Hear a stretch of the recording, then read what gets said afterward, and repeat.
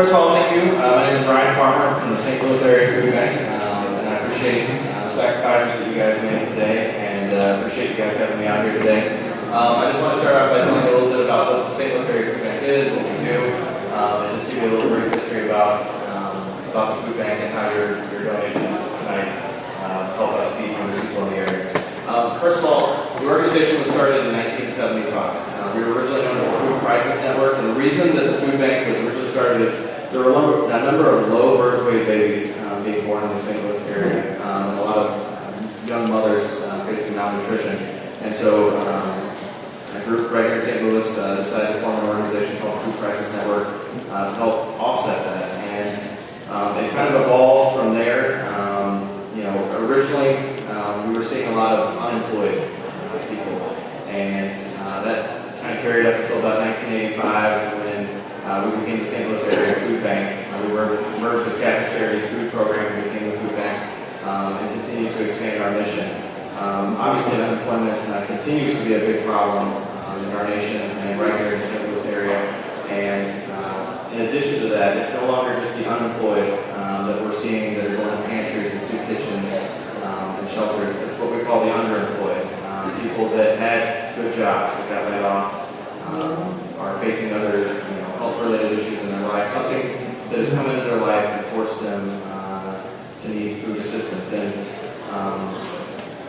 unfortunately, I think it's becoming what's known as a new normal almost. Receiving food assistance is becoming a normality for a number of people in our area. What the food bank strives to do is to alleviate some of that stress. I don't have to tell you, you guys, you guys went through your fast today, so you obviously have an understanding of what it's like, to go without food for a day. And certainly in our busy lives, sometimes we get going, and we might forget to eat in general. But for a number of people, it's not a matter of forgetting. There's just nothing there for them to eat. And when you're faced with a situation where am I going to pay my rent, am I going to pay my mortgage, or am I going to feed my family? Am I going to buy the medicine that I need, or am I going to buy food for myself? And those are the kind of trade-offs that what the food bank does is try to eliminate some of those trade-offs so people don't have to make those decisions. People in those situations are already facing enough stress in their lives. They don't need to worry about where their next meal is coming from. And so we work to try to offset that stress for them. So, we did a little exercise with closing our eyes, and I'll just have you take a look around the room right now. If this room was our 26 county service territory, we serve 14 counties in Missouri and 12 in Illinois, 1 in 8 people in this room right now would be in need of food assistance. So you can just look around the room right now and count off 7 other people, and that's going to be somebody in our service territory that would need food assistance, and it's far too large of a number. And unfortunately, the highest percentage of people receiving food assistance from the food bank are children under the age of 18. Nearly 40% of people receiving assistance from the food bank are children. And there have been plenty of studies done, and just think about it in your day-to-day lives. We talked about it in the past today. And you guys are adults. And just think about being a kid and trying to concentrate in class. And it's so frustrating to see because it becomes a cycle of what we see is what we refer to as intergenerational poverty. People that have had kids that are going hungry, they grow up to be adults, who have trouble finding work, and then they're going hungry, and then they're having kids, and it's just an ongoing cycle. And so it's so vitally important to have resources like pantries that we provide food to. If you're not familiar with what a food bank does, we don't serve anyone out of our facility. If you were in need of food assistance, you would not come directly to our facility located out in Richmond. Our facility looks like Costco or Sam's Club. It's a giant warehouse. What we do is we get food into the area, and we distribute it out to pantries, soup kitchens, shelters. We have senior feeding programs that serve both sides of the river, Missouri and Illinois. We send out about 8,000 senior boxes each month. They're not designed to feed a senior citizen for a month, but it's designed to help add, to supplement any other food they may be getting from other sources. So where do we get our food from, and what is your donation tonight going to help? Our largest expense is transportation, and you can drive in a gas station in the area, and I can tell you, until just the other day when it dropped a little bit below 3. I mean, it's been pretty high for the last few years, and so that's our single greatest expense, because a number of times the food that we get from manufacturers is donated. We don't have to pay for it, but they want us to come get it, and they'll donate the food, but the transportation's on us to figure that out. So, the example, that we use is Kellogg's. I mean, their headquarters is in Battle Creek, Michigan, and St. Louis is not a very food-rich area. There's not a lot of food manufacturing in the area. There's not a lot of plants that are making food in this area. We're not Chicago, we're not New York, we're not. It's just not a very food-rich market. So a lot of times we're forced to bring food in from other areas. We have 4 main sources that we get food from. National manufacturers, like I said. We used to get a lot of overruns when people would make too much of a product, but in this day and age where everything is digital, they know exactly how many boxes of cereal they need to ship to Dearborn and chocolate save. So now a lot of times what we'll see is we'll see new products, something that they're trying out, they're changing the label. Someone has a PR disaster. When Tiger Woods was going through all this stuff, we suddenly had cases and cases of Gatorade show up at the food bank. Michael Phelps got caught. Suddenly we had, so we were recipients. So sometimes, PR moves work out well for people that need it. We also receive government subsidies. We get USDA products. We also get, we work with a number of local retailers and some of the manufacturers that are in the area, some of the bakeries, some of the dairies in the area where we get product from. The retailers, we started a retail pickup program in 2008 and have since expanded. We started with Sam's Club, it's expanded into Walmart, Target, Shop and Save-A-Lot stores. They donate product that's slightly damaged, close to expiring, but it's an everyday battle to find more food, because the need is not going down. As the food bank, we've been very fortunate. Our donations have remained pretty stable, but the need is not going down. It's not staying flat. So we're constantly working with that. And then the other way that you're probably most familiar with is food drives. We do a number of food drives throughout the year at schools, churches, businesses. We also do 2 big community-wide food drives. Stamp Out Hunger with the letter carriers in the spring, and then the Boy Scouts do one in the fall. So that's where we get our food from. In addition to wanting to distribute more food, and it looks like, I just got the numbers, we run on a fiscal year that ends tomorrow. We're on pace to distribute 24 million pounds of food this year. That first year, 1975, we distributed 135,000 pounds. We do that in 3 to 5 days now. So it's continued to grow, and to give you some perspective, and you can walk out here knowing the good that you've done. With every $1 donation, we can bring in 5 pounds of food to the food bank, and that's roughly 4 meals for someone in the area. So, think about the good that's been done here tonight. Continue to educate yourself about hunger. It's it's an issue that we're continuing to working on. In addition to wanting to distribute more food, we also want to educate people about hunger, how they can help, work with the pantries, work with the soup kitchens and the shelters, to do things on site that will help them make them more self-sustaining. Gardens, being more energy efficient, so they're not using up valuable resources, because so many of the pantries don't have any paid staff. These are people that are doing it out of the kindness of their heart, and we want to help them in any way that we can. So I really want to thank you for your time. I don't know if I've gone over the 10 minutes. I can see like little glances over there, so I might be talking a little bit too long, but I just want to thank you for taking the time tonight. And if anybody has any questions, I'll be happy. I'll stick around for a little while. And there's some materials on the table back there if you want to learn more about what the food bank does and how we help hungry people in the area. So thank you very much.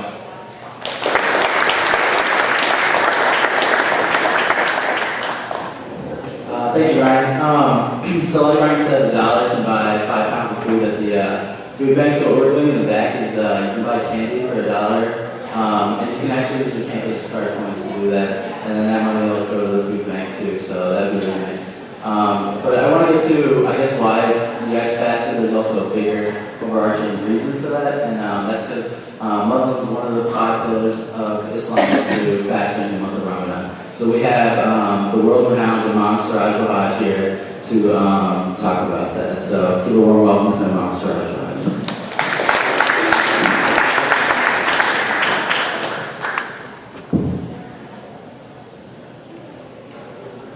Assalamu alaikum. Peace be upon you. Bismillah ar-Rahman ar-Rahim. Alhamdulillah. Ashhadu an la ilaha illallah wahdahu la sharika lah. Ashhadu anna Muhammadan abduhu wa rasuluhu. Brothers and sisters, students, I'm very happy to be with you for a few moments. I have some good news. I have a reputation of being long-winded, and I have to finish by the time the sun sets, which literally gives me a couple of minutes, so this is going to be a very, very short talk. You should be very happy. How many of you ever heard of the great boxer Muhammad Ali? You know, you should get to know him like I know him. He's a very, very beautiful brother. He was on a plane once, and the flight attendant said, Mr. Muhammad Ali, please put on your seatbelt. He said, Superman don't need no seatbelt. She looked at him and said, Superman don't need no plane. So he put on his seatbelt. When you talk about fasting, how many of you fasted today?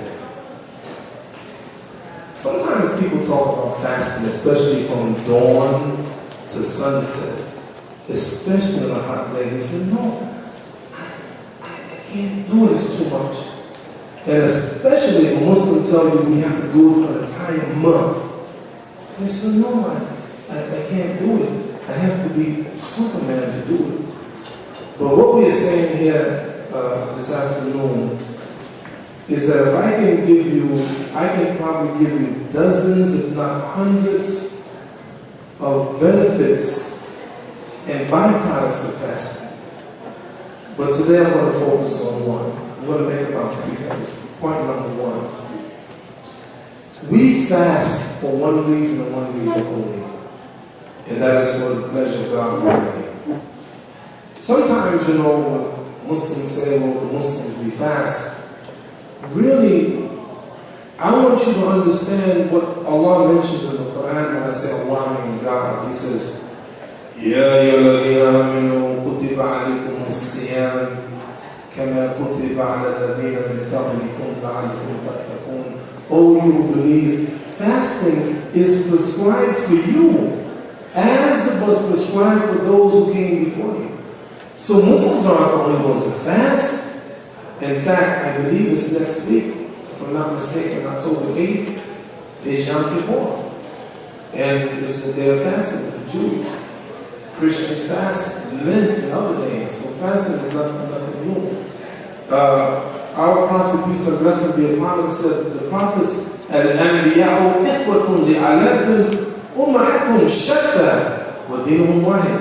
The prophets, all of them are brothers. Their mothers are different, but their religion is really one. So the first thing I want to make you understand that fasting is not just for Muslims.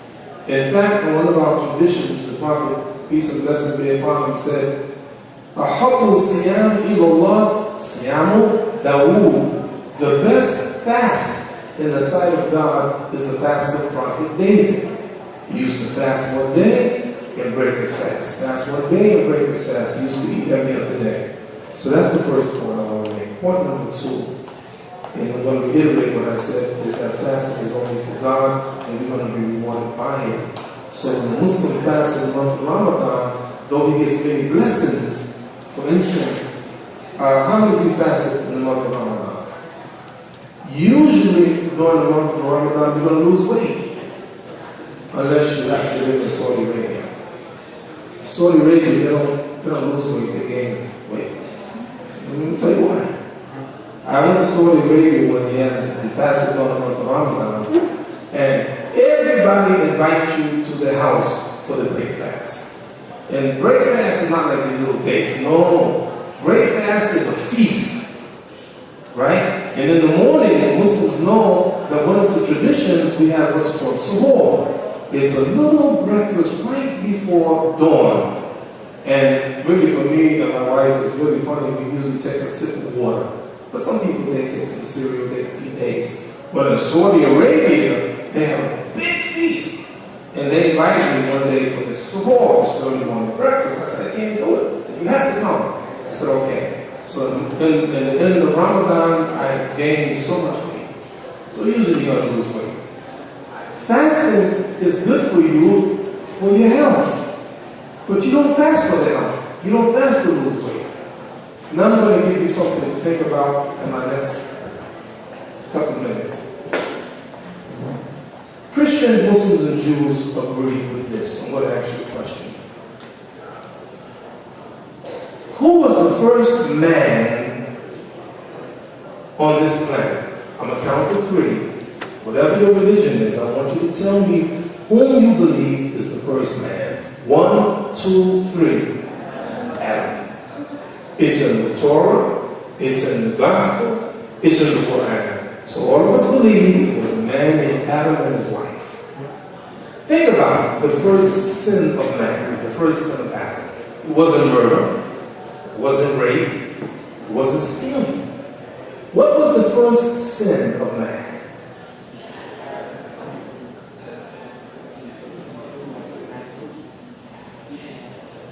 You guys got to talk back to me. They told me this is very prestigious university. They said you guys are on top of things. Now, what was the first sin of man?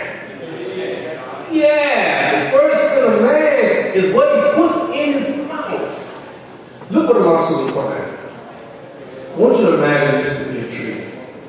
يا آدم اسكن أنت وزوجك الجنة وكلوا منها رغدا حتى شئتما ولا تقربا هذه الشجرة فتكون من الظالمين. Oh Adam, you and your wife, eat anything in the garden, but just don't approach that tree. Now I'll ask you a question. Now I want to honest answer. How many of you believe that if you were in the garden and God told you not to eat from the tree, how many of you think you would not have eaten from the tree? Raise your hand. Be honest. 1. You mean to tell me everyone else think you would have eaten from the tree? Yes? Hello? I know what happened. You fasted today, right? And your brain is not working yet because until you get some food. You think that you'll eat from the tree? Why? Why do you think you'll eat from the tree? You think you'll eat from the tree? No, you'll eat from the pantry. You think you'll eat from the tree? Why? Why do you say yes? Why? You think you'll eat from the tree? Why? Because I feel like this temptation would have been too great. Hey, wait a minute. I'm telling you, you can eat anything in the garden. Anything. Just this tree.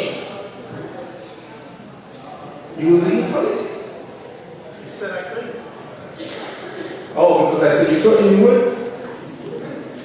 And guess what? You, all of you, are probably right. You know how I know? Because God has given us many commandments that we don't obey. Isn't that true?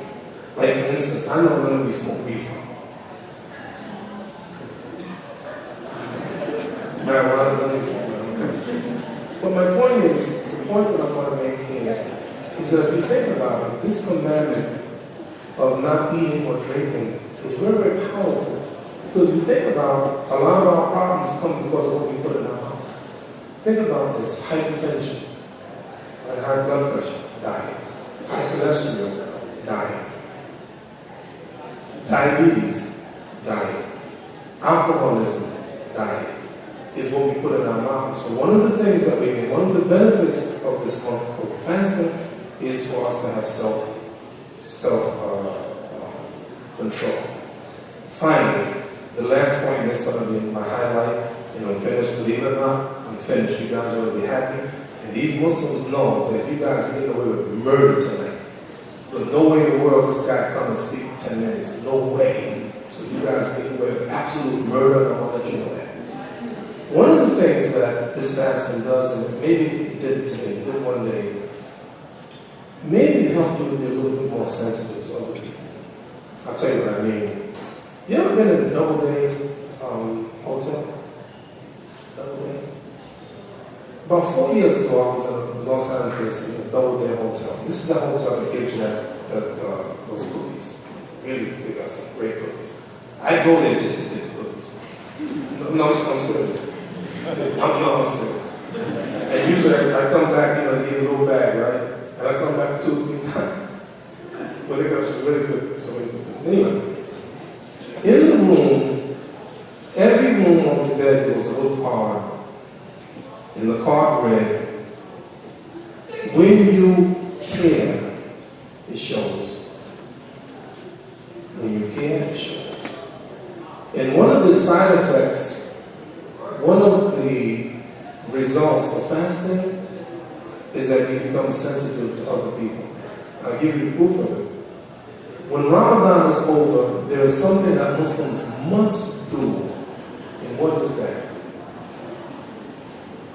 Must do it. Mandatory. What is that? It's called Zakat al-Fitr. There's a charity, a mandatory charity that you have to give to the poor. And every Muslim who fasts has to do that. Why? It helps you to be sensitive to someone less than you. And I'll give you an example. One of the things for us on Ramadan is not so much the food, but the thirst. And when those long, hot days in the summer and you have to fast, you become thirsty. I want you to think about this for a moment. When you want something to drink, what do you do? Go to the refrigerator. Go to the faucet. Go to the store on the corner and you get some water. Think about this. The average European drinks 200 liters of water a day. The average American uses 400 liters of water a day. In many countries in Africa, the person lives on less than 5 liters of water a day. Consider this. In the United Kingdom, the average person uses 50 liters of water a day just flushing the toilet. You want something to drink, you go to the fountain. You want something to drink, you go to the store. But many people around the world, they can't just turn on the faucet for water. They have to go miles and miles and miles. And some people, especially women, have to walk hours a day just to get water for the family. Now, I'm not saying 5 liters of water to drink, 5 liters of water for everything, including washing. We take a shower, we wash our clothing, we wash the dishes. Imagine living off of 5 liters of water a day. So one of the things that we want to do, we want to be sensitive to people who have less than us. Finally, I conclude with this. The next time you go to the synagogue, or the church, or the temple, or the masjid, and you listen to the rabbi, the minister, or the imam give a sermon, I want you to think about this. Maybe someone in your congregation, in the synagogue, or the church, or the temple, or the masjid, maybe there's some people sitting there who actually can't even hear the words of the imam, the rabbi, the minister. Last week I attended a program called the Global Deaf Muslims. And this is an organization that helps deaf Muslims to go to places like this. When you're sitting there listening to the brother, the man give a lecture, that deaf people can't come to programs like this because there's no way they can hear. And so we hire people, interpreters, to come and stand in front of us to interpret so that the people sitting there can hear. And I'm saying that one of the things that the fast does, it just makes you sensitive. And the Prophet, peace and blessing be upon him, says, you should look to those who have less than you, and don't look for those who have more than you. Why? Because it makes you more appreciative of what you have.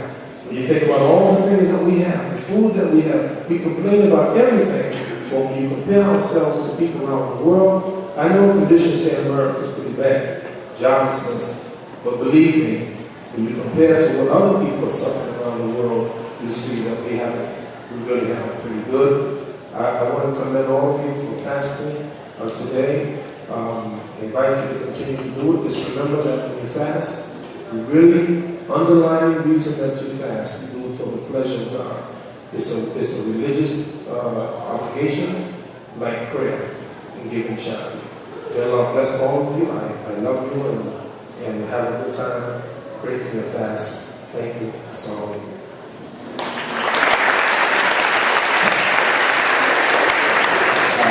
I think at this time, 2 minutes? Countdown? How's it been? It's been good? It's been tough? Anybody want to chime in? I don't know, what do we want to do in the next 2 minutes? Well, I'll tell you what we have planned for the rest of the evening.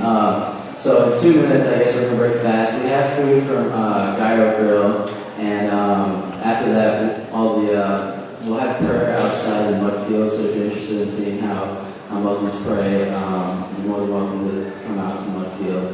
And then after that, we'll have question time with Imam Siraj. So I know you didn't get enough to hear from him, so he'll have a second opportunity to come up and talk. So, is that 2 minutes?